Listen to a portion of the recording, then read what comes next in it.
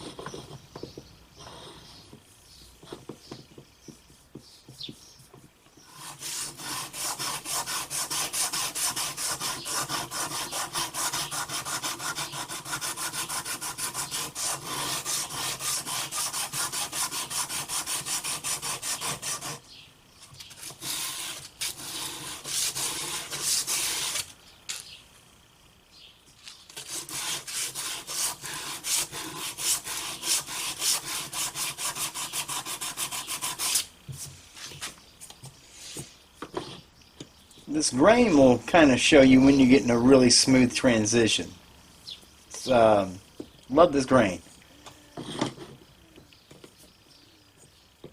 We're down to now various shapes of sanding blocks.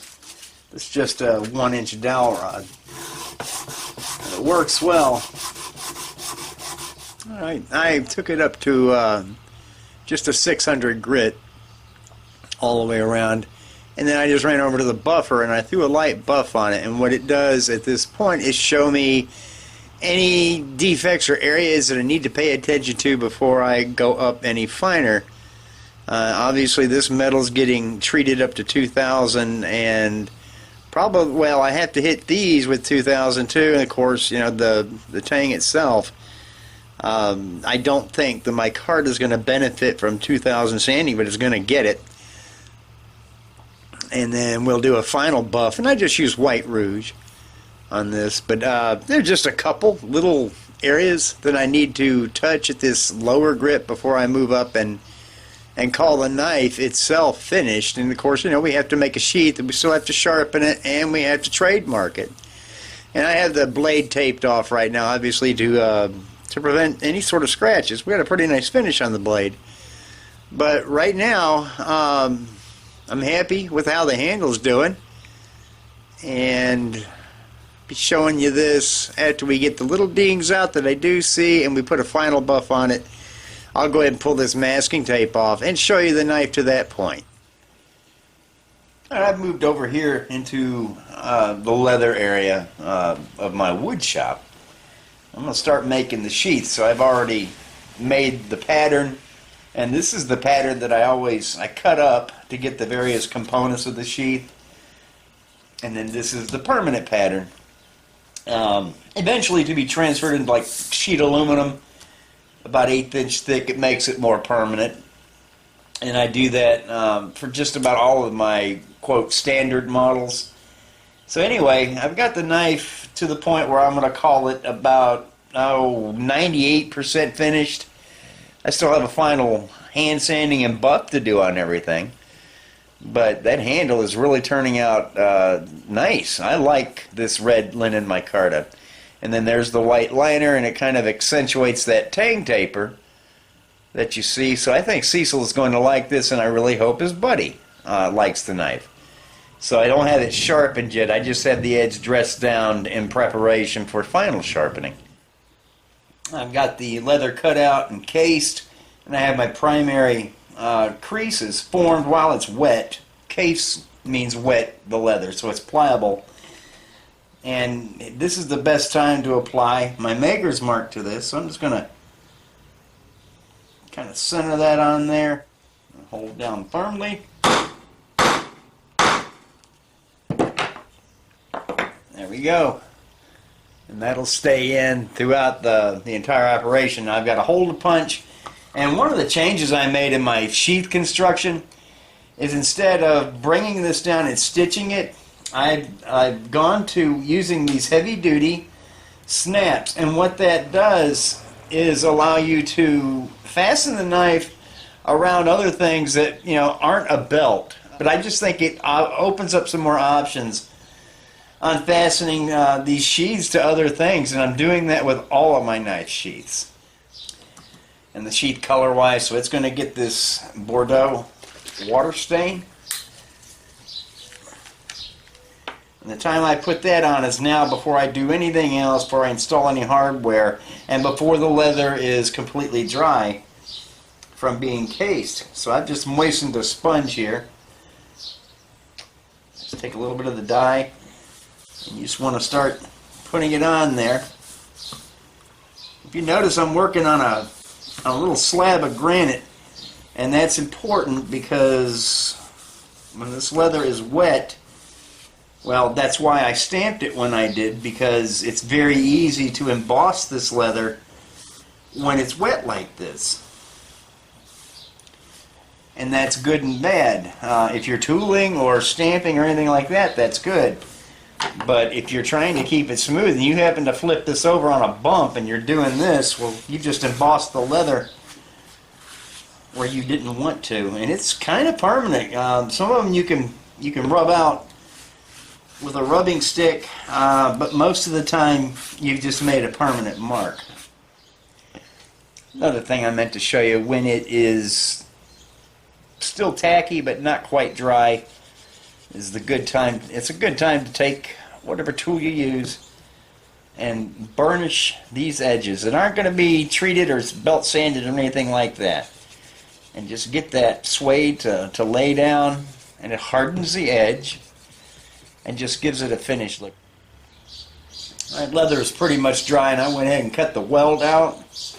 And so now, before I close this up, it's time to install at least this part of the snap.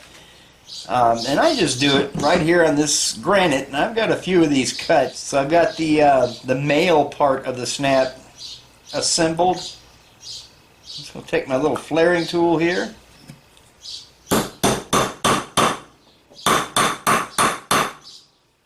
That's all there is to that. I've got the weld glued in, and I've got glue on both surfaces, and it's tacked up. It's time to bring it over. And the way I do this, I like to leave just a little bit of that weld hanging out beyond the rest of the leather so I can belt sand it down flush. So I'm going to let this cure for about 20-25 minutes. Then I'll remove the clamps, and I'm going to belt sand everything nice and flush. Dress my edge corners with my beveling tool, and then we'll be laying out a stitch and stitching. Alright, so I have belt sanded everything nice and flush. So I'm just going to dress my edges and lay out a stitch.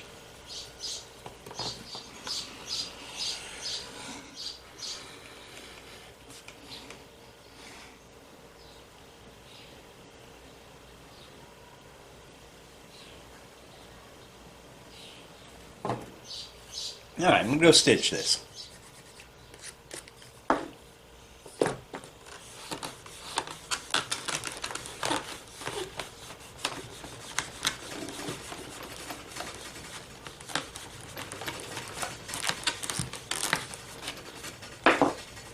Alright, we'll let this dry a little bit, and then we'll wet form. Okay, so I've wet the leather in this area. And all we want to do is form a pocket for the knife, and for the time being I've unsnapped the belt loop. Just push the knife in all the way down till you know it's seated. You see the outline. I just kind of preform it with my fingers.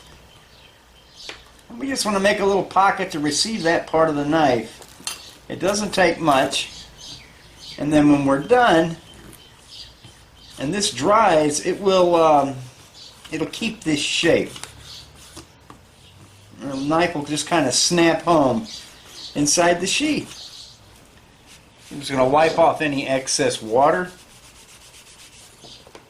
And then when everything's finished, I'll take and touch up the color one more time. Then it's going to get a Neat's Foot Oil beeswax mixture treatment throughout the leather. It'll darken it slightly, but it really protects it from moisture. So there's going to be one more video in this series, and that is me putting the logos on the knife and showing you everything finished up. So I know this video ran a little bit long, but I wanted to cover the entire sheath making process for Cecil to look at when he gets out of the hospital. So, alright guys, we're going to put this one up on YouTube, and thank you for hanging with me through this, and we'll see you in the next video.